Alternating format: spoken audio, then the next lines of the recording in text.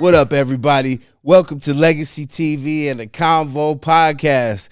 And man, we've been on a roll here. You know, we've had some of the best coaches, best fighters, jiu-jitsu legends, MMA legends on the show. And it's been an absolute honor. And this gentleman that I got here today, I've been trying to get here for a while. We've been going back and forth. He actually doesn't live in town anymore. So just being able to have him come and join us on the show today, in my opinion, one of the best managers in the mixed martial arts game today. We got Jason House in the building today. Thank you for taking the time. It's an honor, my brother. I appreciate you. Well, welcome to the Convo. I know. I'm excited to be here. I know you've been trying for a while to get me on. Hey, and we wore the same hat. I know. And we didn't plan this either, right? You know, I'll tell you a funny story, right? Jason Miller, Mayhem came did the podcast, right? And we just planned. Okay, we just meet at the house. I was doing it at a different spot. And he shows up dressed in all army outfit. What do I dress? I'm all army outfit. So we're like, man, what the hell? What do you wear? What do you wear? So cool. It's cool. We got the right colors on. It all worked out. Thank you for being here again, no brother. Anytime. Appreciate you. Yeah. Bro, like before we get into what's going on now, I want to take it back for people that don't know you very much, especially some of my viewers might have never heard of you, and I think a lot of people that watch MMA only see the fighters sometimes. They don't see all the coaches and the training partners and the managers and the people that help them get to where they're at. Yeah. And so for me, being someone that, I've been training and, been around MMA for 20 years, I'm a 4th degree jiu-jitsu black belt. I know what it takes to be at that level, and I know how important a manager is. Yeah. And friend of the show, shout out Ed Soares, another great manager. You are becoming one of the best managers in the game and have been doing it for a long time. So I want to kind of go back and start off like where you grew up. Yeah. Are you from Cali? Yeah. Born and raised in Cali. Went to Diamond Bar High in high school. Did football, wrestling, and baseball there. Played baseball in college at University of Laverne. Oh, you were a baseball player? Yeah. Baseball was my first love. And then were you good? What position did you play? I played catcher, but I ended up playing everything in college. Played catcher, short, outfield. They kind of do that, right? In baseball, they kind of move you around at least on the outfield from position to position. Mm-hmm. Yeah, I'll tell you something crazy, Jason. I never really was a fan of baseball until last year. Or maybe 2 years ago. Okay. My son started playing the PlayStation, the show game, and it had Tatis on the cover. So I started playing, and I wanted to play as the main guy on the cover. And then I started, Googling the guys, looking at some of their. I was like, man, I like the Padres, so I became a Padres fan. Awesome. Believe it or not. Awesome. But it's fun to watch. It's exciting now, and a lot of home runs, and you never know who's gonna win. So it's exciting. So that was like your first real passion in sports. That was like my everything as a kid. I was obsessed 24/7 baseball, and then you wanted to go pro. Yeah, and then obviously that didn't work out, and after college had ended. I went to law school. I was in a public speaking class, and a professor there really took me under their wing and got me into debate and doing this stuff. And he was like, "You should go to law school." And at the time, I'm like, I graduated college at 21, so I started law school at 21 years old. And he's like, "Yeah, you should go. You'd be good at it." I was like, "Oh, might as well try it." Went. I was actually right here in Costa Mesa. So if you don't mind me asking, what kind of shout out to R.I. Shishemi, sponsor of the show, who's also an attorney. Yeah. What kind of law did you want to practice? Did you have one in mind, or you just want? Yeah. Originally, I thought I wanted to be a district attorney. I thought it'd be cool to help others, to serve and give, to kind of feel good about some of the things that that I was doing. District attorney is the guy that puts the guys away, right? Yeah. I come from a family of cops, so it just seemed online, and my family had raised over 25 foster children growing up, and I'd kind of seen how that court system worked, and I just kind of wanted to be a voice for people that didn't have one. Right. Got into law school, and was interning at the DA's office. It was going well, but I think that's the time Schwarzenegger was governor, and he had passed a bill that was cutting 10% of the workforce. So they told me I think I graduated May of 2009, and they said "Hey Jay, we can hire you. We can hire you till January of 2010." I was like, what am I going to do all this time? Well, while I was in law school, I was training jiu-jitsu with Jiva Santana, training at Team Oyama. Okay, let's go back to shout out Jiva Santana. Shout out, respect. Good friend of mine. I've known him for many years. back in the days when I used to sell CDs in the streets, I used to catch him over by Oyama's all the time, and he would buy my CD. Always supported me. Always been a good dude, and a lot. And not only just a good dude, but a great martial artist, great MMA fighter, the arm collector they used to call him. For those of you that don't know, Jiva Santana was a real one. And you know what's crazy when you bring up Jiva is like, I can't believe with the record he had, he never made it to the UFC or none of that. I think he just started late. I think it was just his age. It was the age, but still he was amazing. Like, I know. You know, it's like one of the guys that you're like, why is this guy not, you know, in the UFC? And yeah, but shout out Jiva Santana. So tell me this, what makes you you're a lawyer already, or what was your first introduction to jiu-jitsu? Like, what had you seen the UFC, or what was the reason behind you going to train for the first time? So first semester of law school is happening, and I'm actually like going to school right here in Harbor, right here in Costa Mesa, Whittier Law School, right there by the IKEA and the Hooters, and I'm driving all the way to Laverne to be with my boys from college because I miss that camaraderie and I miss all that. So I'm like driving crazy miles every day to have some friends. Just to have some friends. Yeah. I'm literally just sitting on the couch reading my law school books, like just trying to be around the core group that I've been around the last five years.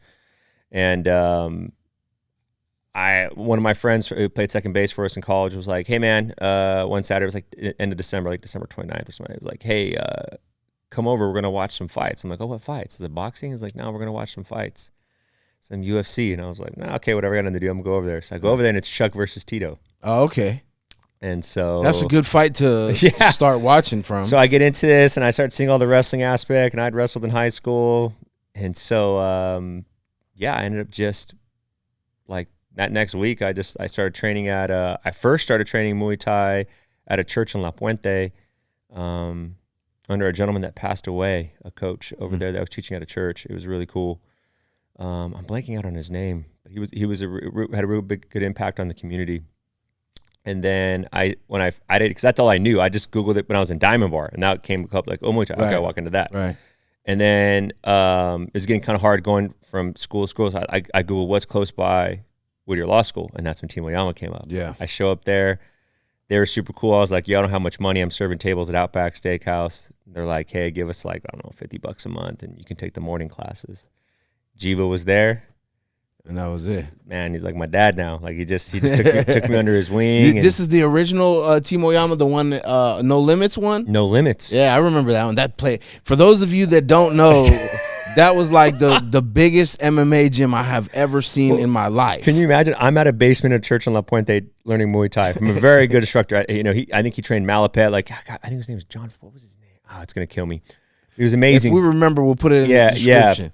And he was amazing to me. He took me under his wing at the first coach. So you go from that to like, you walk into No Limits, and it's, I mean, it's like a cathedral. Yeah. It's like 4 wrestling mats, 2 rings, octagon, like 50 bags at a weight area, and then the locker rooms were looking like it was like the most advanced MMA. And they gym. had the RV. You walk in, you see the RV with like Shane and Rob Emerson, and everyone, and you're like, oh my gosh! Yeah. Like I was like, this place looks. It was sick. It was intimidating, you know. It was sick. Yeah, like I went in there for a tournament. I think once it was so big. You know, your gym is big when you can throw tournaments in there. They had a couple gladiator challenges there. They had a couple fights there. The place was huge, and it was top of the line. So that's where you started training at. Yeah, so I started training there, and then I just I guess whatever I left in baseball, I just transferred MMA. I just started watching everything, listening to everything, just getting obsessed with it.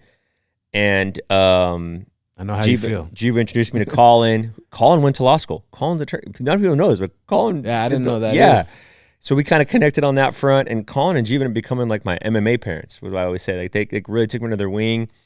And at the time, there was an agent named Ken Pavia. He had MMA agents in Huntington Beach, right across the street from HB Ultimate. And he came and spoke to our school, and I must have bugged him for like 2 weeks straight. And he's finally like, I'll let you intern for me. So I was interning for him, doing all of that. He learned a lot from him. So he was managing fighters at the time. Oh, at the time he had like 30 UFC. I mean, he had Anthony. Pavia sounds familiar. Though. Yeah, that name for sure. He had a good market share we had an office, a company car. We were doing things. I was like, wow, this is cool. So you immediately starting to train, and since you being an attorney, like that helped you to get into that business. Is that something that you sought out, or is just like, wow, that'd be cool to do? And then, well, like the timing of it. So like I started training in MMA at the beginning of law school, right? And then my third year is when Schwarzenegger, I told you, like they said, hey, Jason, we can't hire you till that following January. right. And that last semester, Ken came and spoke, Wow. like by happenstance. And so it was kind of like it was a nice little pivot step. I started interning there. And then I graduate law school at 24. I pass the bar. I go home. I had some differences with Ken that I felt like our moral compasses weren't aligned. Went home and I told my dad, "Oh, I want to do this. I want to try my hand at MM and being an agent." And he said, "Kudos to my dad." He was like, "Yo, give it 2 years, and if it doesn't work out in 2 years, that law firm jobs, those offers you have will still be there. Will always be there. You know what I mean? Like right. you should try this out." Yeah, for and sure. So I moved back home, got a job at Outback Steakhouse as an attorney, and I would just go 9 to 5 agent, 6 to 10 Outback. And then I would always beg to have Friday and Saturday off so I can go to weigh-ins and I can go to the fights. Wow. And I would just pick up every other shift. I just told my manager there, I was like, hey, I'll pick up every dirt shift you need. Just give me I need those. I'm not trying to party. Like, I just need those for the fights because all the fights are Friday or Saturday. You know what I mean? Right, those are obviously the days no one wants to work anyways. So it's like, it was I used to always have to pay the people to cover my shifts. That's crazy, bro. That's that's like chasing your dream 101 right there. Okay, so tell me this: when you start getting into the managing, when you were helping Pavia out, were you already like a manager, or did you like when was your first like introduction into being a manager for someone? So December of 2008, that last semester of law school, Ken comes. I bug him. Within a week, he's just like of him putting me on as an intern. He's like, hey, dude, you want to drive me to Vegas? I think it was like UFC 92. It was like Wanderlei versus Rampage, Mir versus Nogueira, Rashad versus Forrest. What a card that was. So like 4 days into this, I'm at a UFC event. I'm like backstage. I'm like, dude, I'm 20. I'm like, I made it. I'm like, this is great. This is amazing, you know? I love the sport. Now here I am with all the best of them. And so like I was really helping a lot, you know, I was so hungry that I'd be sleeping at Ken's house some nights, just listening to him, helping him run whatever. I was just trying to accumulate as much knowledge as possible. So knowledge is possible. Explain, like, what in your starting out days becoming a manager, what does that entail? Like, what is your job description? Like, what are you doing for the fighters? Like, like in the beginning stages before you got? Well, I mean, there was, you know, obviously Ken had our differences, but he did teach me a lot. And one thing he taught me early on is like, you know, your job is either you could be wringing out their sauna suit 1 minute while they're cutting weight, or you could be negotiating a deal with a major company the next. Like, it's really whatever the hell the client needs, you know. And I learned that early on that trip. You know. So if he needs some water, the manager will go get it for him. Like that type of. That was what he had taught me. He had said, listen. So like, hey, this person wants you to pick up his mom at the airport and make sure she gets to the Mandalay Bay. Okay, no problem. Go do that.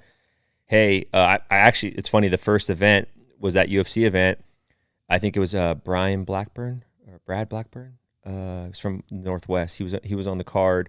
Yeah. But he was sponsored by Tap Out, and we had printed it like on a size 38 shorts, and he was a 170 pounder. So it was only like 32, size 32. Yeah. I had to find a swap meet in Las Vegas, pay an astronomical amount for a lady to alter the shorts, like maybe an hour or two before the fight. Right. And you're talking, this is like day 3 in the job. I don't know what I'm doing. I'm panicking. I'm just running around Las Vegas like, I got to find some shorts. Yeah, you know, and so you just start realizing, okay, like your job is to, there's really cool moments negotiating a good endorsement contract, negotiating a good UFC contract, but there's also some fires that you can't foresee. You just have to be on the gun and just do it. Right. And so Ken taught me that. And so coming into it, I was like, okay, my job is just to do whatever it takes. Let me ask you this. Have you ever, you don't have to say any names, have you ever had any clients that get on your damn nerves? Like, hey man, I need a steak and broccoli and some mashed potatoes. And then, you know what? I forgot. I need you to go to the store and give me a T-shirt. Like, is it get like that, or they only do it during like fight week and fight stuff? Just the fight week, like I kind of give them grace. Like that fight when they're cutting weight, I'm like, I'm gonna let all this slide. Yeah, I'll be like, hey man, go get your own T-shirt, man. What are you talking about?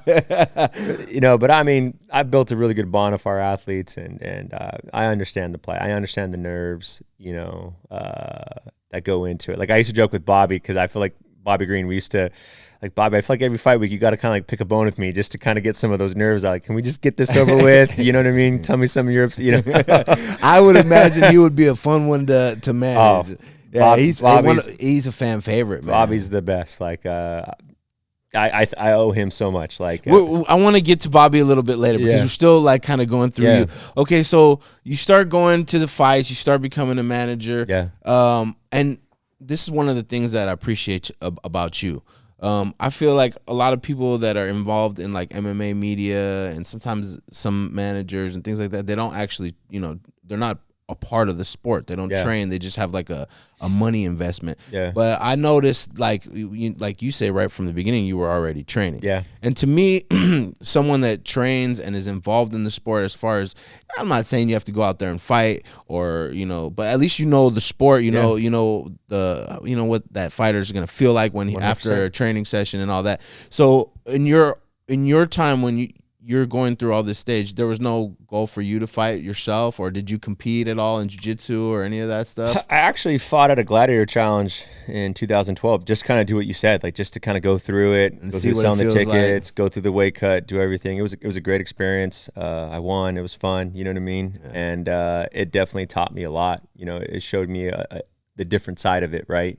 Little things on fight day that would bother me, or, you know, I wanted this or I wanted that, and kind of helped me be more detailed in serving our clients. Right, so because you kind of know what they go through as well. Like doing it yourself, you got to see, okay, this is what the weight cut's like, so you kind of know all the emotions of what they're gonna go through. I think that I respect that. I think it's cool that you did that. Did you compete in jiu-jitsu at all? No. I haven't really had a chance to compete in jiu-jitsu, and it's funny, it's something that Jiva always say, but like I told Jiva, like, if I got a Saturday off and I spend it at the tournament, my wife's gonna kill me, man, because I don't get many off, but I always want to. Like, I love competing. Like, it's something, you know, that I love to do. And you did get your jiu-jitsu black belt. And your jiu-jitsu black belt. Respect. Not an easy thing to get, especially under Jiva. No, not under Jiva. You probably did some extra years. Probably took a lot longer than most people, but respect to that, bro. Achieving a black belt in jiu-jitsu is not an easy thing, especially you know, like from someone that makes you earn it. You know what I mean? Because let's be real, it's 2024 and there's a lot of black belts now, and you know, sometimes the game has changed, right? Giving them out a lot easier. But getting a black belt from Jiva is no easy job, but that's for sure. And so as you're going through these stages of becoming a manager, you're also training.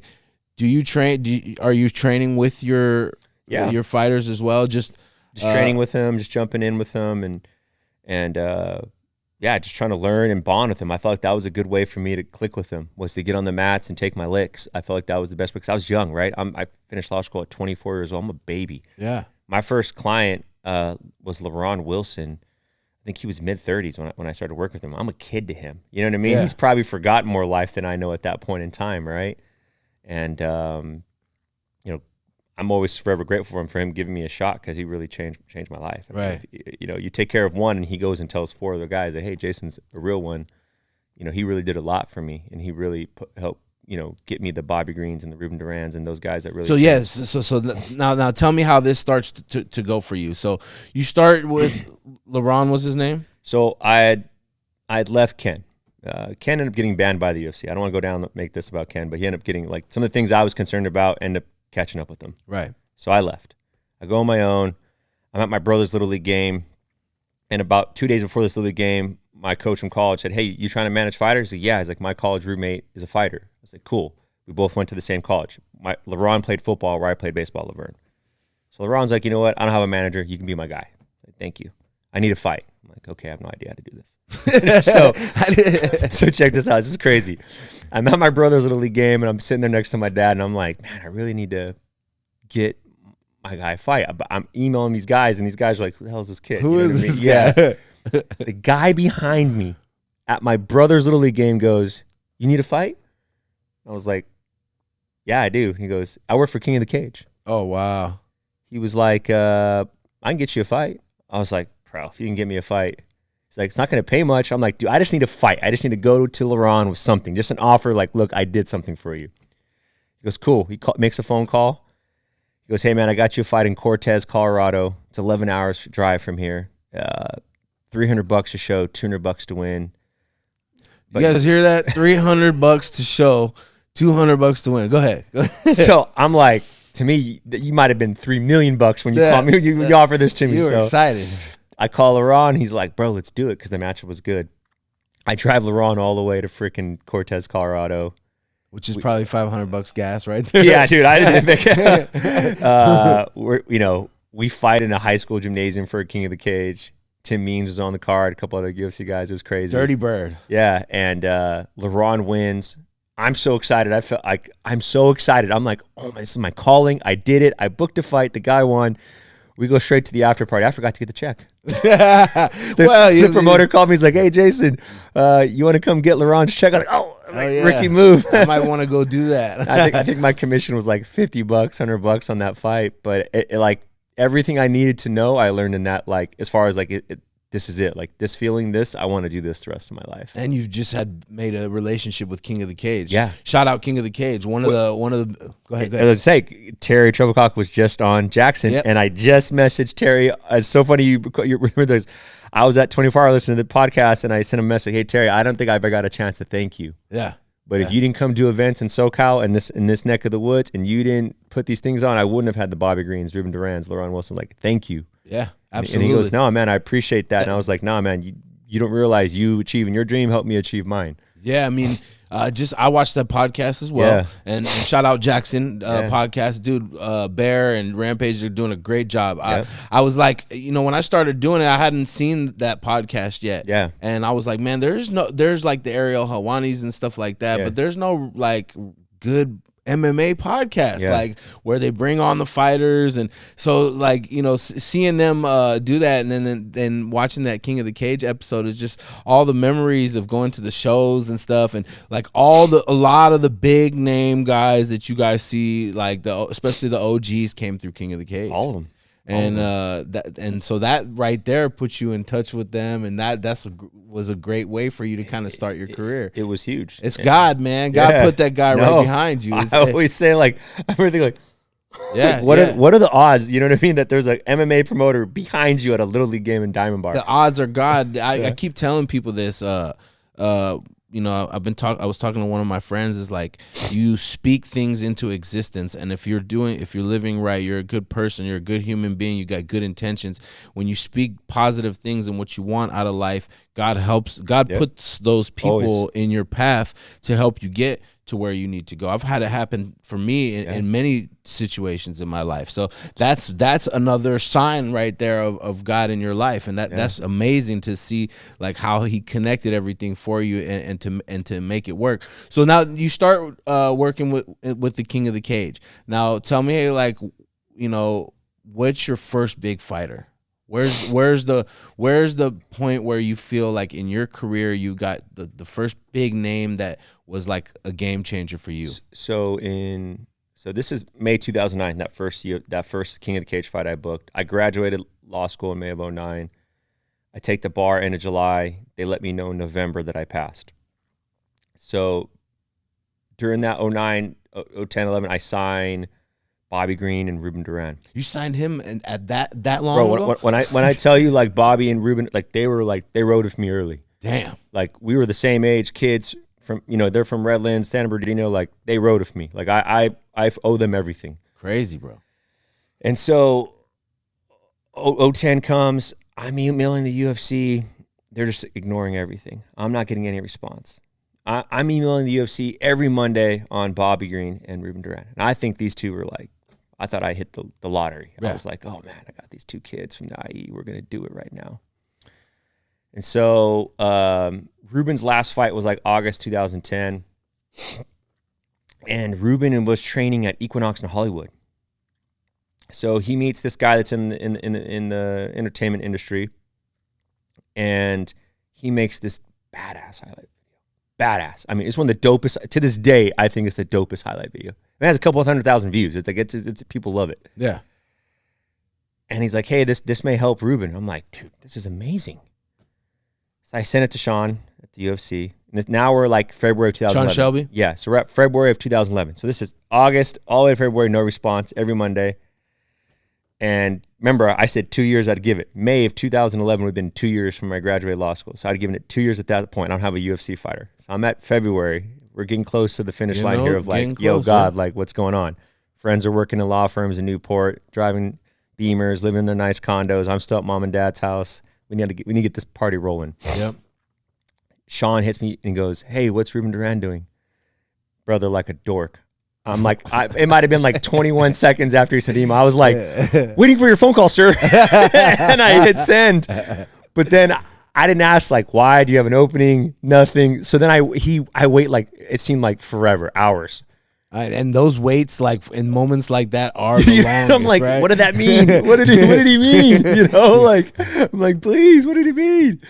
And then a few hours later, he goes, dude, does he want to fight Takeo Mizugaki in 2 weeks? I'm like, hell yes, we do. And I'm like, thank you so much, Sean. You changed my life. He's probably, what the hell's wrong with this kid? You know what I mean? Like, this is it. I finally got someone in. And he's like, just don't let him watch the grass grow. He better not be boring. You know what I mean? Don't let him watch the grass grow. He said that? Yeah. Damn. Yeah. Don't be. Yeah. Ruben goes in there, fights in a telephone booth type fight, and just goes nuts. Just starts slinging him, just chucking. And we don't know what we're doing the whole fight week. The whole fight week, we're just like everything's beyond us, right? Yeah. He goes in there. We're all super nervous. He fights his ass off. We go to the after party. Sean's like, bro, Ruben was amazing. Like, who else you got? He goes, I got Bobby Green. He goes, I love Bobby Green. I'm like, bro, I've been asking you about Bobby Green for how many months? And then he signed Bobby to Strikeforce originally, right? Right. And then it was Cisco Rivera and Ian McCall and Shane De Rosario. And then it just like that was like, just needed that break. Just yeah. So once you got the first fighter into the UFC, that's when kind of everything. And you know what's crazy? I borrowed $1,200 to pay my bills that month from my dad, and I was thinking, "Fuck, this is getting bad." Like I am an attorney. I should not need to be doing this. This is crazy. My commission off Ruben was $1,200, and then they kicked him a bonus. So I got an extra $600 to keep me afloat to his next fight. Wow! Like, you know what I mean? Like, you're sitting there going, like it was like almost fate that it was like crazy, bro. Yeah, I literally got the check. I was like, here you go, Dad. And then so after you get these first Bobby and Ruben into the UFC, then automatically people just start hitting you up, and then you are. This is what I was also gonna say is you were still training with Oyama, correct? Yep. And that's why you brought up rest in peace Shane Del Rosario, another great dude. I actually met Shane at the gas station, and another dude that bought my CD in the streets. Nice. I keep telling you guys, when I was in the street selling CDs for many years, I really did that. And yeah, he's another really good dude, man. Rest in peace. It's such a shame what happened with him, and condolences to that. Because Colin was managing those guys. Colin was doing all of it. And so when I started coming up in the gym, I finished school and stuff, Colin saw me just hustling. He called me. I never forget this. He texted me, be at the gym at 4 o'clock.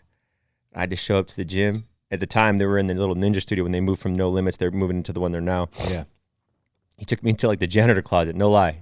He goes, okay, this is how it's going to work. You're going to charge him this. You're going to charge him this for sponsors. And anything that you do, you go through me.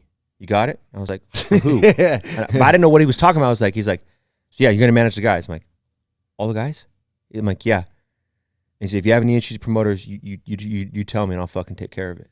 Wow. So he kind of like, not only did you already start getting some guys on your own. Oh, Colin legitimized me. Colin in this area, with all the promoters in this area, Colin like, dude, I went home that night. I mean, I went out. I celebrated. I was like, oh my. It's like you got to look at it like as if this is what you wanted to do. This was your being drafted to the NFL. This was your getting to the MLB. This is the rapper getting his deal from Universal. This is what you wanted. This is what you set out to do, and then all of a sudden, boom, it's happening. You got guys in the UFC, and it must be amazing to see it all come to pass and be able to start going to all these events. And that's the other cool part about being a manager, right? You don't just, not only do you get to help these guys, but you get to see them train. Yeah. You're there with them during fight week. You go to the cage with them and during the fight. So you get front row seats. It's a great job to have, right? You're blessed individual, bro. And it's really cool to hear the path that you took to get there. And like, I love to hear those underdog stories, the ones there's $10 left in the bank account, and then boom, like that's God right there. So Bobby Green and all, Shane Del Rosario, Ian McCall, you start managing all them. Tell me some of name some of the other fighters that you've gone through. Ian McCall fought for the strap. Shane Del Rosario was one of the top. I believe he's a Muay Thai champion, and he was one of the top UFC. That early crew that really helped me was Ruben Duran, was Bobby Green. They're both at a Pinnacle. We had Shane Del Rosario, Ian McCall, Brent Cooper out of Team Oyama. We had all those guys coming up. Francisco Rivera was a big game changer. He was at all in MMA, right? I remember with that Eddie Cha. Eddie Cha. All those guys came in early on and really are pillars of the agency. I really owe it to them, because if they didn't give me a chance when I was young like that. So as this starts taking off for you, and you start becoming like, I'm the manager now. I'm Jason House, the manager. Where does Aridium come from? So like, is that your brand? Yeah, that's our company. So like, when all this was kind of happening, I formed LLC and I was doing all this stuff, and my dad woke me up one night in the middle of the night and he goes, "You should call it Aridium." I'm like, "What?" It's like 1 a.m. My dad used to work the night shift as a cop, so he's always late. He's up late. I was like, "What are you talking about?" He's like, "Yeah, Aridium. It's like stronger. It doesn't bend or break. It's more durable than platinum or whatever." And I was just like, "Yeah, okay, cool. Like, we'll talk about this in the morning." And then he woke up and just called it that and ran it ever since. That's pretty dope. Yeah, because I was thinking of all these names, because like you mentioned Ed Soros, like I think I told Ed this the other day. Like, I have no shame in this. Like, when I was in law school and I saw Ed Soros there, and he had Machida, Silva, all these hammers, and they're at Black House at his gym, and it shows him pulling up in his nice ride to his gym in the countdown, and he's talking about his guys. I remember thinking like, oh my gosh, like that, you know what I mean? Like, in my mind, I was like, that's so badass. Like, he's got all these guys in his gym, this office that he's working out of, and he's like talking about Henderson Silva's going to be the champion. He's like talking all his game. You know what I mean? I'm like, dude, this is amazing. So, Ed's a great individual. He's so like, no ego, nothing, like super cool dude, and just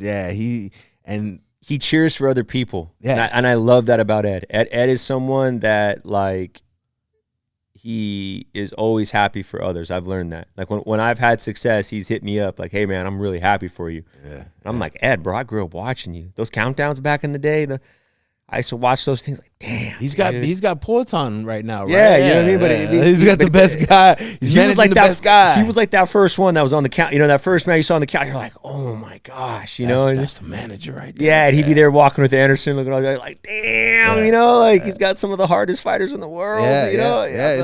Someday I'm gonna get those guys, and I'm here with my little crew of like Bobby and Ian, all these guys coming up in SoCal. And I'm like, I'm gonna get there. I'm gonna be like that. Yeah, well, you are getting like that, bro, and it's like it's I believe each era has its time, and like for example, Bobby, like, he's just been one of my most favorite people to watch, hear talk. I like to hear him talk, all that, like the whole package. He's it, and it's kind of crazy to think that you've been with him this long in his career. And we joke around. I'm like, "Bobby, like, you're the longest relationship of my life, bro. Like, you've gone through girls, or they don't like, bro, me and you, the like, girls are gone. We're still here together." Like, I always tell Bob, like, man, like I get emotional. He always laughs, like, "Bro, you better not cry, fucker." And I'm like, I literally, like, 15 years with him. 15 years. I mean, we fought in San Manuel Indian Casino. We fought in Albuquerque, New Mexico. We've been at small venues, big venues, like, and he's always stayed loyal, and he's always had my back. Like, yeah. Like, honestly, I can't give enough gratitude back to him for everything he's done for me. Like, he's an amazing fighter. he seems like a has it all. super family Best oriented walkouts, dude. best interviews. Like he always jokes around, like, bro, stop gassing. I'm like, no, dude, I'm a Bobby Green fan. Like I will pay whatever. I actually paid to bet on Bobby Green for this last one. Yeah. That last one hurt. It hurt inside because I personally I'm not a fan of Patty Pimblett. I mean, I don't know. I just don't like the way he carries himself, I guess. But it might be just like that European thing I'm not used to, like, because a lot of them act like that. But let's talk about that fight real quick. Man, that he ended up in that triangle. And, I think a lot of people thought he shot, and I don't think, but he slipped. He did not get knocked down. No, right? he slipped, and it wasn't a shot. He slipped and he tried to get up, and then Patty, credit to Patty, jumped into it, and I know obviously Bobby was pretty beat up about it after the fight, but like I think sometimes in our sport you have to, when a client is focused on the micro, you have to focus on the macro. Like, Bobby, listen to me. You grew up in how many different foster homes? I don't think he spent the same birthday in the same home as a kid for like 10 straight years, something crazy like that. Like, Bobby has a crazy story. Like, you've got a house for each of your kids. You provide stability for your family. Like, look how far we've come. Yeah, we didn't win tonight. Yeah. Obviously, I wanted to win too. Trust me. I really wanted to beat Patty. But you came a long way. But man, let's not. Yeah. Like, watch the fight, learn from the mistakes, and move on. What do you think's next for Bobby Green? Any word? Oh, I'll get him to something good soon here. Yeah. Okay. Yeah. I'm trying to break something over here now. No, nothing. Yeah. I'm letting him heal, letting him recoup up. But it's guaranteed going to be a big fight next for him. Always. He's been in big fights. When Bobby won at UFC 300, dude, I could tell you where I was at UFC 100. 0 clients. I watched it on the roof at the baseball house at Laverne.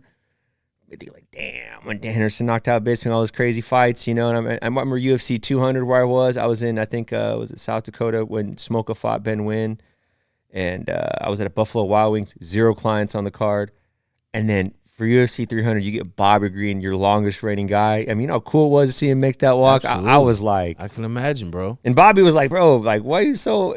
Dude, I got him a custom Aridium Dark Side jacket, Letterman's jacket to celebrate 15 years on Fight Week. I was happy, man. I was like, look at you, dude. Yeah, it's awesome, bro. Awesome, I don't know. I think a manager's job is to celebrate your clients' wins, and I feel like sometimes what makes these athletes so great is you win and you're always looking to what's next. That's what makes you good, right? That you got that hunger and you keep doing. But a part of a manager's job is to keep them present and make sure they're enjoying the moment, because so much work goes into one moment, right? That's right. And they're already like, oh, what's next? Call Patty. Right? When you see you're already working on the next. It's like you have to make sure that you're enjoying your wins. Exactly. Yeah. And you always celebrate a win. You always anything you can celebrate, I do. I remember one time when Brandon Moreno hit 1 million followers, like we got him a cake and threw a little party at my house, and he was like, bro, what's the bit? I'm like, dude, Brandon, 2 years ago, you weren't even in the UFC. You know what I mean? Like, knew who you were. Now you got 1 million followers. Yeah. Like, I'm just one of those guys. I just want to bring joy to all my guys. I just want to celebrate everything for them, because I know, 20 years you've been in this business, bro, it's cutthroat. Yeah, it is. There's so much adversity and so many losses that go into it, that when you get a win, you better enjoy it while it lasts. Absolutely. Yeah, that's another one I was going to talk to you about that you brought up. Oh, Brandon Moreno. Oh, yeah. How's he doing? He's doing good. Any word on?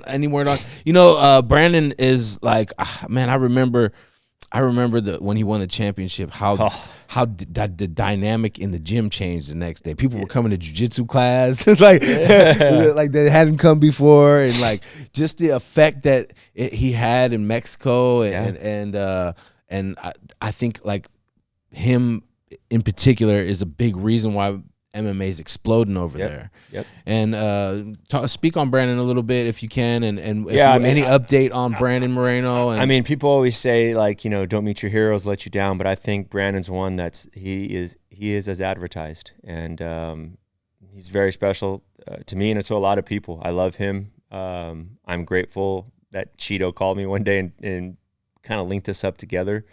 Shout out Cheeto Vera. You know what's funny is that Brandon was always my wife's favorite fighter before we started managing him. I didn't like him because he choked out Louis Smoka and cost us a title shot. So I was like, man, forget this dude. I don't like this dude. Well, my mom's side's all Hispanic. My wife's all sides all Hispanic. So they loved it. They loved him. They were like, oh my gosh, who's that Brandon? I'm like, we just lost. Like, there we go. Well, then fast forward. You end up being his manager. Cheeto called me like a couple years later and was like, hey, man, I think he's cut from the UFC. I know Lisa loves him. He's going to call you in a couple minutes here. And I was like, what? And so we linked up. You got him back, and the rest is history. You got him back, so you helped get him fights. Got him back. An LFA title fight, got him that win, got him back in the UFC, ran the rodeo, got to those title fights. Whew, man, and then UFC champ. Is that your first UFC? That was my first UFC champ. What a moment! Oh, what a moment! Is probably I couldn't even put it to words, because you know what the problem is? It's like, as managers, we're judged on their client's success inside the cage, but I always feel like you should judge us by the life they live outside the cage. Right. If we set them up properly so that they can tell the sport goodbye, the sport doesn't tell them goodbye, right? Like, that we're helping them make good financial decisions, good life decisions, so that they live good lives, you know? I was just as good as manager the day before Brandon won as I was the day after he won. But the day he won, you know what I mean? It's like a college coach, you know, when he gets that first national title, then everyone's like, it's like you're solidified, right? It's so big, bro. Yeah. I don't think people, a lot of changed people, my life. Brandon changed my I don't life. think a lot of people understand, like, there's only, like, in these weight class, there's only so many weight classes. You got a lot of different promotions in mixed martial arts, but when you're talking the best of the best, you got to talk to UFC and be able to take a guy, manage him, not only like a guy that got cut from there, bring him back, put him in a position to where he's able to come back and then win the title too.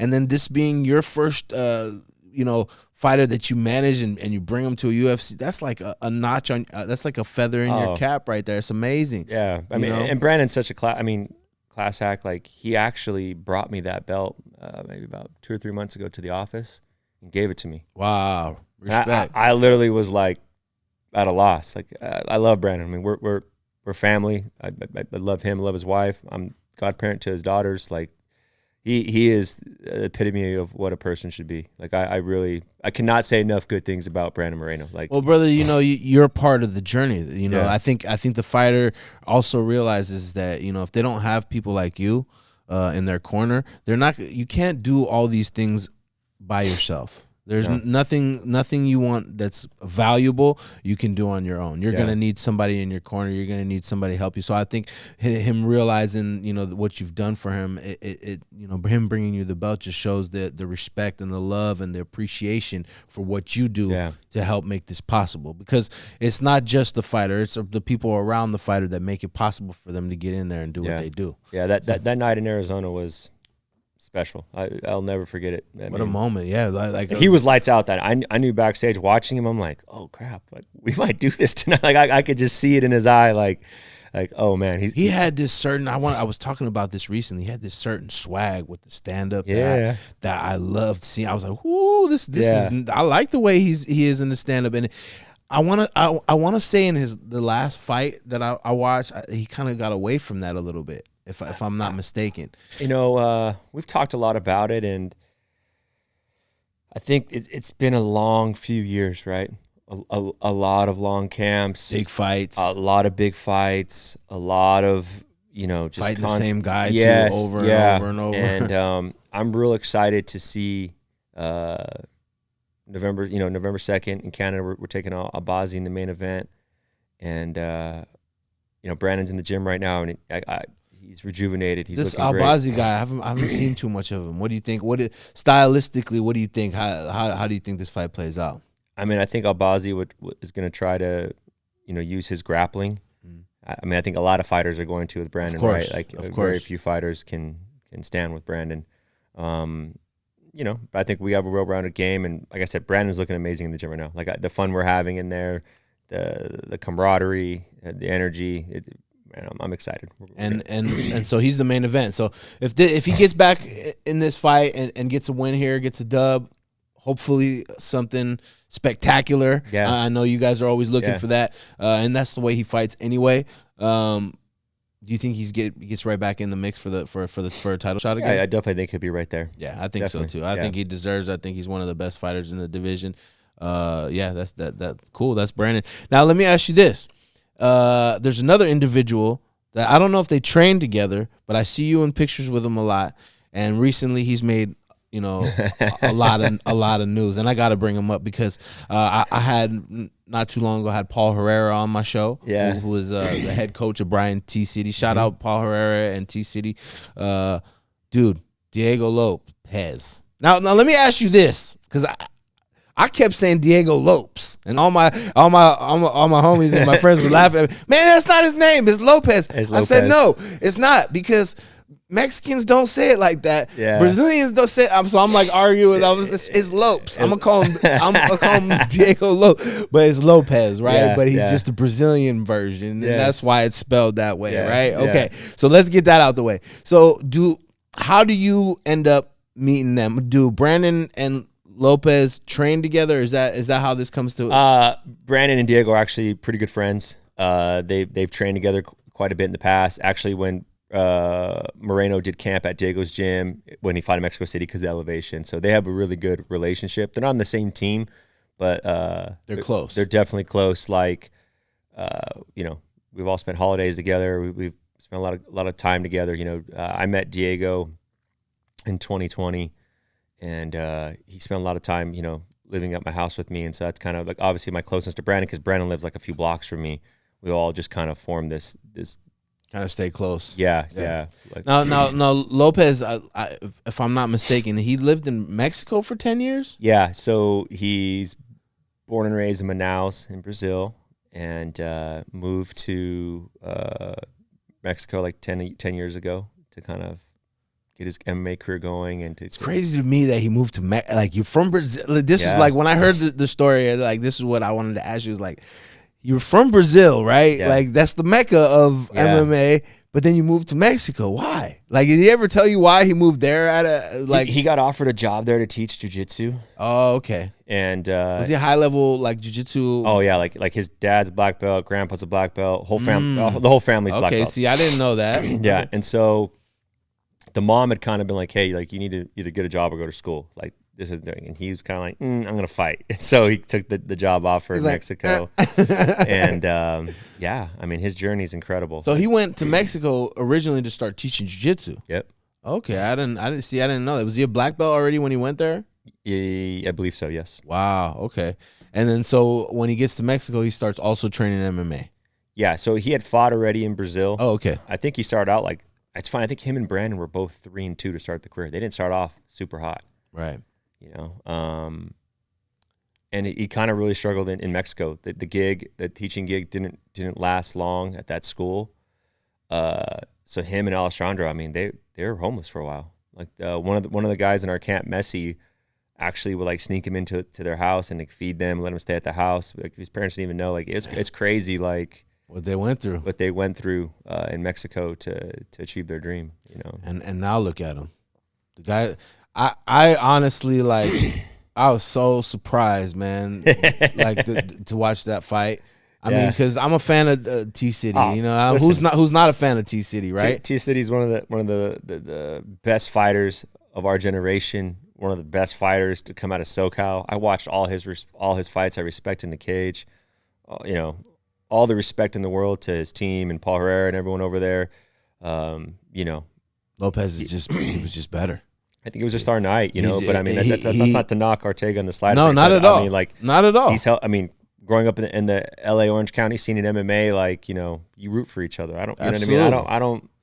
You don't have to put someone down to get where you want to go in life. Absolutely, you know? Yeah. No one's putting him down. I was just what. No, I'm saying because I think people are like trying to make it seem like, oh, he pulled out, and we're having this, like, there's no bad blood here. No bad blood. This was. We think you're the best, and you have some of the best shits in the world, and we want the honor to fight you. You know what I mean? That's what that was, and that fight didn't have no jiu-jitsu really. Huh? I think when you land early, it kind of changes the dynamic of the fight, and I think like he really impressed a lot of people with the stand-up as well. Yeah, he looked really good on the feet. I was like, damn, this kid is like, he's really, really what they say he is. Diego and Brandon, these guys, they're epitome of it's not who's good, it's who's left. I think they had so much adversity. You know, I watched Ron Skolsdang beat Brandon Moreno up. Yeah, at Pandemonium here in Riverside. Shout out Ron. He's been on the show. Yeah, you know, I watched Diego Lopez lose on Contender Series, then lose his next fight in Texas. then come back and win 2 straight, then wait 2 years for the UFC to call you. Like, the sport's tough. It's just who can just hang in here and not get discouraged. Those guys are going to have their moment around the sun, right? That's the Glover Teixeira's at 40 years old winning a title. That's Charles Oliveira, who was 8-8 in the UFC, then goes on a run and gets the belt. That's the Dustin Poiriers, the Morenos. You see it in Diego. Like, what Diego's doing in the last 16 months is like, it's one of the biggest Cinderella stories I've ever seen. I mean, when you say it like that, bro, when you say it like it's not who's left. That's the realest thing, and it's like that in a lot of things in life. I mean, that's jiu-jitsu, right? Yeah. How many guys get their blue belt and they don't progress to purple belt? It's crazy, bro. How many blue belts did you have that were better than you? How many blue belts in my group with Jiva that used to hand it to me? You know, bro, they didn't stick with it. Literally just said this the other day. I said, because it was been 20 years for me, and I said, I've seen a lot of people come and go, but I'm still left. I'm still here. Yes. So it's like, like you win. That's how you win in a lot of things in life. Yes. Musically, whatever thing you're chasing in your life, if you give up, if you tell yourself it can't be done, it won't be done. Yeah. But these athletes, they have a dream, and they don't get discouraged by the losses. And it's those people that don't get discouraged by the downs and the losses and the injuries and the pains that end up with the glories of and the spoils of the gold. I remember one example of this is Moreno. When he got cut, he's with us. Combate made an offer to him. It was like a good offer. I think it was like 8-8, something like that. It was a decent money at the time. You know what I mean? Like for someone outside the UFC, for sure. And we were kind of going back and forth, and I kind of told Brown, I was like, Brandon, dude, like, I don't know what the other option is, but if we take this, we're settling. Like, once you sign with them, you're exclusive. Like, there's no. And kudos to Brandon. He was crazy. He was like, nah, dude, let's do the LFA title. Let's fight the Cuban Olympic wrestler guy. And I'm like, but there was no path. Like, literally after he fought, Mick called me. He's like, dude, I'm gonna bring the division back. Let's sign Brandon. I'm like, what? Like, you know what fate that is? Yeah. Like, that you stay. Diego lost on Contender Series, then lost again, and 2 straight losses. Like, dude, you're all but done now, right? Yeah. Goes and wins 2 fights, doesn't get a call for 2 years. He has 2 days left on his visa when Sean calls me, or Sean texts me at midnight. Does Diego want to fight Movzar on Saturday? It was a Monday night. I was like, midnight. Me being a dumb, I call him, Diego Lopes? Like, yeah, whatever the fucking Diego do you have? But I'm so like, you know what I mean? But I'm so like, our Diego? Like, you know, like. Yeah. Crazy, man. But like, that's why these fighters have to, and that's why sometimes the guys, like, it's easy for me to sit here and keep hope and faith because I've experienced it so many times over, right? Some of these guys, and they're in the trenches, it's hard to see the light of the tunnel, you know. And that's why sometimes I tell my guys, like, I know it's hard for you. I can't even imagine, you know. I know you're barely seeing your kids. You're working during the day. You're training at night. You're doing these things. But please trust that the process works. Look at all these examples. Right. Look at all these guys. You got the recipe. Yeah, I mean, look at even like Christos Giagos, right? Another LA kid. Got to the UFC, got cut, worked his way back. 3 years later, got re-signed. You know what I mean? Yeah. Still in the UFC to this day. Juana Rosa has 3 stints in the UFC, right? Yeah. Been in the UFC for 4 straight years now. Like, a lot of these guys, like, they just kept going. Yeah, yeah. And I feel like sometimes that people are looking for special answers or they want special words, and that's all I can tell them is, guys, listen. Don't quit. Yeah, just keep going. Don't quit. Yeah, exactly. I feel the same way, bro. Remember Bobby Green? Oh, yeah. He came out on fire, right? Like 2012, 13, 14 on fire. 15, he loses Barboza, gets hurt. Takes a year off, comes back, loses Poirier, gets hurt again. I mean, bro, we didn't win a fight till like end of 2000. I mean, dude, it was like 2 or 3 years. And now look, now we're 8 years. You know what I mean? Like, yeah. And then, but he just keeps going. Yeah. You're right. You know, you can't. There's this saying that I'm sure you've heard. You miss all the shots in life you never take, and if you stop shooting. You're never gonna get those goals. You're never gonna get those. So it's amazing stories. And what do you think's next for Diego, especially after a fight like that? Because I think Ortega was ranked number 3, right? Yeah. So what like any word through the grapevine or? I actually have my phone right over there. I'm waiting to see if we're gonna be the backup in Abu Dhabi for Max versus Ilya. What? That's what we like to be. Woo. We would like to be the backup. So we're trying to get that position, and hopefully that comes. Imagine that. I mean, it's crazy. 16 months ago, he wasn't in the UFC. In 16 months, this guy's in discussions for a top. I mean, if the guy, yeah, and if they put you in that position, that means you're damn near right there for the title, right? But he has what I was kind of discussing about helping the guys stay present and enjoy the moment, and he has an uncanny ability to be loose, like you saw his walk out to La Chona. He's walking out. Yeah, that song, I love that song. I mean, he was. Yeah, I think because all the adversity been in his life, all the suffering, in that moment, he's just happy. He's having fun. Yeah, I'm nervous, right? Because I've known Brian Ortega. I've known Brian Ortega since 2009. You know, I've seen all his fights. Yeah, I was at all the early ones. Diego didn't look nervous at all. I remember they were like, God. Even when we clipped him early, I was like, Ortega's not going away. Like I knew that from the rip. Like there's no quit button. I don't know like what he has in him. I'm gonna tell you something crazy, right?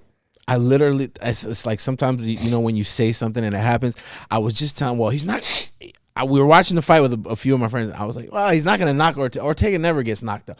Bink! And he almost knocks him out. I'm like, oh, no. And I had put money on Ortega that night. I was like, oh, my God. But, yeah, I put, sorry, Diego, I put money on the wrong person. I won't do that again. I lost a lot of money that night. I put a bunch of different parlays. And I don't know why I figured, because I just thought deep down he's gonna find a way because he always finds a way, right? But nah. Listen, that fight. I mean, people are like, "Oh man, I put my Ortega." Like, I can't blame you. Ortega's, you know, like I'm a Ortega fan. I'm gonna keep it real. Like if people are like, "Hey, I put my Ortega." Cool, can't blame you. But I think Diego that night really showed a lot of people like me that have been watching sport a long time and fans of Brian. Like, oh, this kid's up next. I think he really showed out. That's good to know that. So he's. What do you think about the Holloway Topuria fight? Let me get your thoughts on that, Jason. That's probably the best question you've asked all day. It's so hard. It's so funny because huge Max fan, huge Elliott fan. I've watched so much film on both of these guys, especially lately. I bet, boy. You got a guy right there. You better be. I've been watching. I mean, they both do things extremely well. Yes, they do. I mean, the fan in me, I think this is going to be one of the best fights we've seen in a long time. Like, the fan in me is like, this is the fight. Like, this is the one where I'm going to go on record and say this. I love Max Holloway. I just think he's took so much damage. Yeah. So much. How much damage can these guys take till it gets to that point where there's that one clean shot? And I think Ilia Topuria is an assassin. Yeah. He's a sniper for sure. It's kind of, if you like try to make it as simple as possible, it's like, can Ilia get in range and be the sniper that he is? Can Max jump out with his pace and build up such a lead early on, right? Like just get the volume going, get all the things going that he does, and build a lead on Ilia. I mean, it's kind of a a tough one. I think too, a lot of people don't realize we saw Max at 55 last time. Like also the size there, at 45, Max making that weight. There's a lot of questions. I watch a lot of people don't. But Ilia's grappling. Oh, he's a stud. He's got a head and arm series. I'm just like, yeah, he's a stud. No, he can literally. He's a black belt in jiu-jitsu as well. No. People act like he's got only stand. No, he's got ground. Didn't he fight Ryan Hall? Yeah, and knock Ryan Hall out. And Ryan tried everything he could to get. Yep. Ryan Hall, for those of you who don't know, is like especially in jiu-jitsu, was one of the best. Yeah, and they fought and he tried to get Ilia to the ground. Who do you have in that one? You think Ilia?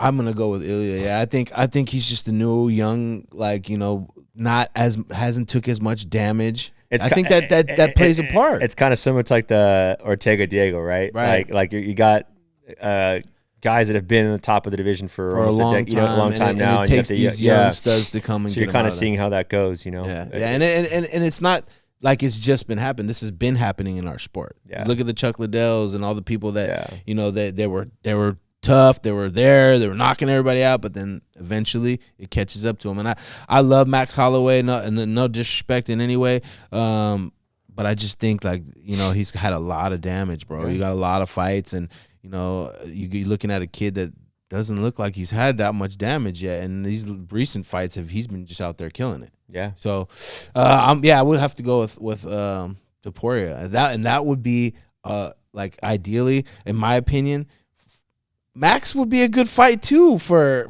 Diego, but the more intriguing, like as far as skills and like tougher fight, I think Ilya versus Lopes would be a crazy fight to be a part of. I think from a business side, you kind of have to wonder if Max was to win, do they do Max Volkanovski again? You know, or does that kind of go down? That's a very big possibility. See if Max can get that one back. But if Ilya wins, I don't know how you don't do Diego and Ilya, two Spanish speakers. Yeah, you have Diego from Mexico and the South America part. You have Ilya from Spain. It seems like a no-brainer, and it's a huge fight. It's a huge fight. So yeah. I don't know from a business standpoint if it benefits us more if Ilya wins. Maybe I think so, but obviously there's a lot of variables, right? Yeah. If one of those guys gets hurt, maybe they do Volk versus Diego for like an interim title while those guys are getting healthy. You know, there's a lot of could go a lot of ways, huh? Yeah. That's what makes our sport so awesome. Though, yeah, right? It's good things to look forward to, though. But yeah, man, that looks like where Lopes is heading. And if you already said he's the backup, there might be a chance that he's in there for the. Well, I'm waiting for the call. They're discussing it, and if I was like, guys, we need to know because if we're gonna do this, because he's got to cut weight, we got to cut weight, be ready, and all that. Diego's a big 45er. He's a big boy. Yeah, and then. Also, on top of that, I feel like if they're giving him that opportunity, that means like in their head, that's the guy that's up next. I just don't think anyone's ever come in and done it this fast. No, like in 16, no. I mean, and people like him. Yeah, it's got to be the hair, bro. Respect. My little nephew be asking for the Diego Lopes haircut. I'm like, man. Give me the Lopes. Yeah. It's got to be the hair, man. It's a cool haircut. I can't do it. I don't have that kind of hair, but yeah, he's got the swag and it's crazy. Does he speak English? He speaks English pretty well, right? The English is coming around right now. We're joking around. We unlocked a new character, English-speaking Diego Lopes. We're almost at 3 different languages, but life's so wild. I mean, I'm sure he doesn't mind if I say this, but like, we were doing his taxes for 2023. So, like, when he got the call for the UFC, he had $1,632 to his name. Wow. Total. Everything. All in. Like, all in. 6 fights in the UFC. I'll let you do the math and probably how much money this kid's made.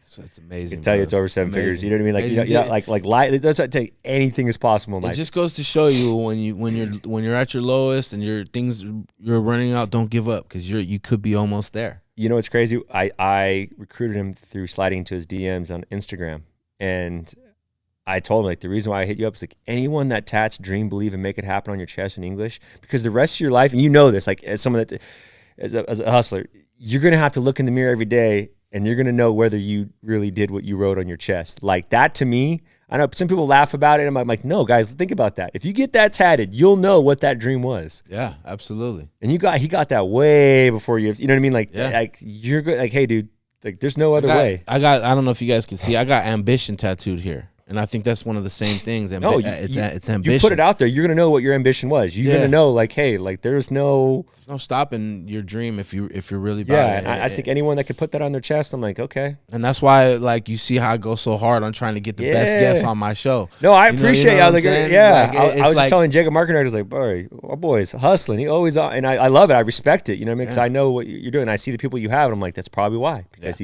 he's aggressive and he's on it. Like that's how you have to be. Well, anything I believe anything that you truly want in your life, you're gonna do whatever it takes. No matter the hardship, no matter the low on the money, the $10 in the account, no matter what it takes. If that's your dream and you're passionate about something, you're gonna do whatever it takes to get there. Yeah. And brother, you did that. And I'm honored to have been able to have you here to tell your story, bro. I think it's really. I didn't know all this stuff, and to me, it's more like learning too. Like look at what you had to go through to get your foot off the ground, to get the schooling, to get your first UFC champion, to where you are now, to where you got a bunch of guys in the UFC. It's amazing, brother, and it just goes to show you guys that like whatever dreams that you guys have, whatever goals that you guys have out there, if you don't give up. And then you keep going, even when you feel like you're at that low point where it's not going to work out, that could be the moment where you get that breakthrough. So don't give up and keep going. And brother, thank you so much for coming today. Sir. I know you got a lot going on. I wanted to keep you here for about an hour. Yeah. And that's one of the cool things is I haven't had any guests on my show that are like on Skype or any of that. These guys have all took the time, and it's an honor for me to have you guys, people like yourself, to come and spend some time with me. I appreciate you, brother. And hopefully, this will be a good one. And this is your house, the Convo podcast. If you ever want to have any of your fighters come through, I would love to interview them and give the voices to them, and we'll keep building. Next time we'll get Diego in here. That would be an honor, brother. I wanted to have you here, and that was a blessing and an honor, brother. Jason House, please, if you want to shout out anybody, your family, kids, the agency, all that, the fighters, the agency. You can catch us on our social media handles or at Aridium Sports Agency. My handles are Jason K House, and I'm just grateful for the team that we have here at the agency. They don't get enough credit, but we have a great team, great staff that really helps us do what we do. Amazing. Bobby Green, Diego Lopes, Brandon Moreno, some of the best fighters in the world. Your guys' favorite fighter. This is one of the men behind the scenes that is making sure they're able to do what they do. So you are appreciated, brother. Thank you for coming on the podcast. Guys, make sure you like, subscribe, tell your mama and your daddy. We'll see you on the next episode. One of the best managers in the game, in the UFC, Jason House. Appreciate it, brother. Yes, sir.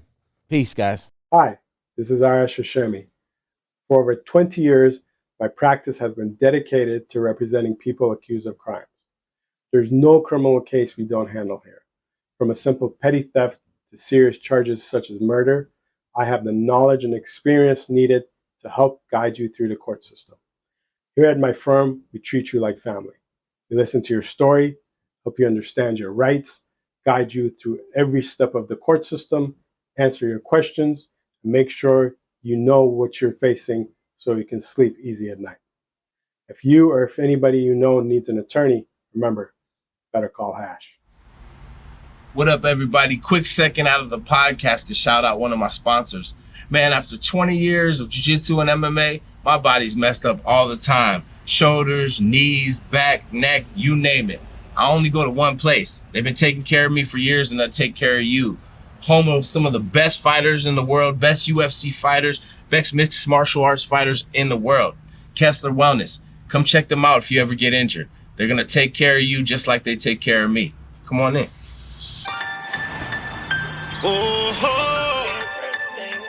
Hating on me. Hey. And I know it. Watching everything that I do. Shout out to the homeboy Damo and Big Joker, Big Box. They been watching, hating on everything I do. They don't wanna see me shining. They just wanna see me struggling, and I know it. They been watching, hating on everything I do. They don't wanna see me shining. They just wanna see me struggling, and I know it. I'm drunk all the time these days. It seems like I'm caught in a maze and trying to make it out with. Man, I feel way better. Y'all come check out OC Fight Docs, Kessler Wellness. Appreciate you, Doc. You're the best in the business. I guess they mad when you a grown man. They shoot you down in your homeland. Or you're facing life and got a pro. What up, y'all? Come check out my boys over here at the I Smoke. Come on in, man. We got everything here in Santa Ana. You guys come down to the shop, tell them Legacy sent you, and man, we got everything you can think of. Take a look around, bro. Go check out all the products, man. Y'all need to tap in with my boys. They look after us. They check the Convo podcast, and we love them. So support those that support us. All right, peace. West Coast.